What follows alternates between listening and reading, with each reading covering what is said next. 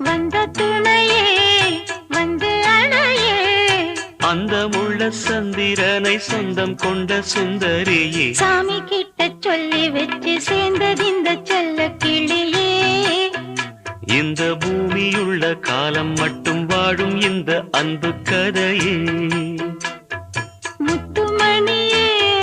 பட்டு துணியே ரத்தினமும் முத்தினமும் சேர்ந்து வந்த சித்திரமே சாமி கிட்ட சொல்லி வச்சு சேர்ந்தது இந்த செல்ல கிளியே இந்த பூமியுள்ள காலம் மட்டும் வாழும் இந்த அன்பு கதையே